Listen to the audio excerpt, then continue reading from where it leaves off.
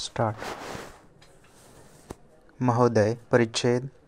भाववाढीने जनता वैतागून गेली आहे. आपल्या मर्यादित उत्पन्नाची सतत होणाऱ्या भाववाढीशी तोंड मिळवणी कशी करावी हा तिच्यापुढे सध्या उभा असलेला यक्ष प्रश्न आहे.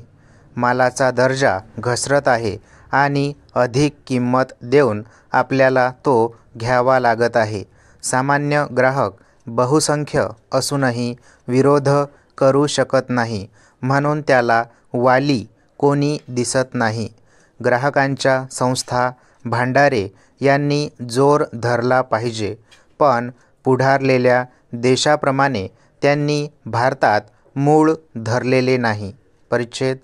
दिलेल्या पैशाचा ग्राहकांना वाजवी मोबदला मिळाला पाहिजे हा त्यांचा मूलभूत हक्क मानला जातो, पण तुटवड्याच्या परिस्थितीत तो कोणी मान्य करीत नाही.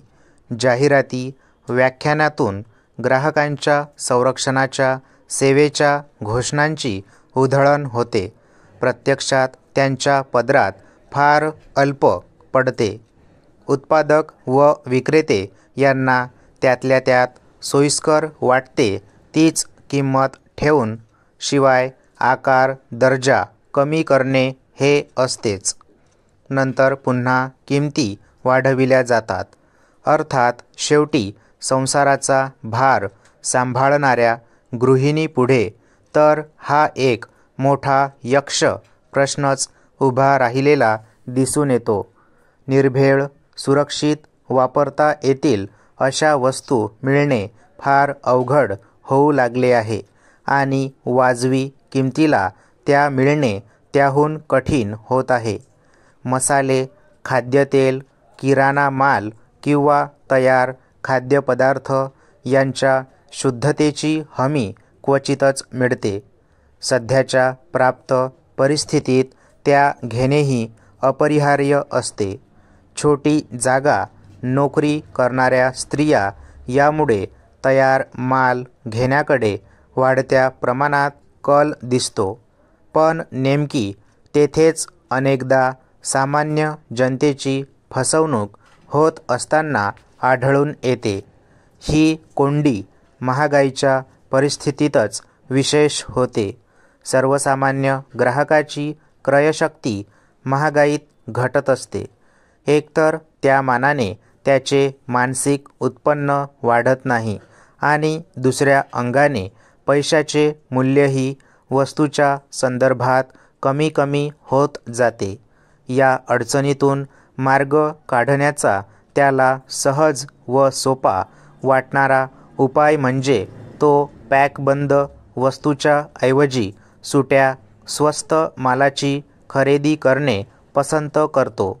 पण ही खरेदी अनेकदा महाग पडते हे त्याच्या तात्काळ लक्षात येत नाही. प्रमाणित चिन्हाखाली विकला जाणारा माल सुट्या मालापेक्षा महाग असणारच, पण दर्जाबाबत ग्राहकाला मिळणारी हमी त्याच्या हितसंबंधाचे संरक्षण करते हेही ग्राहकाने लक्षात घेतले पाहिजे. सुट्या मालातील भेसळीच्या शक्यतेमुळे शरीराला हानी पोहोचण्याची भीती असते.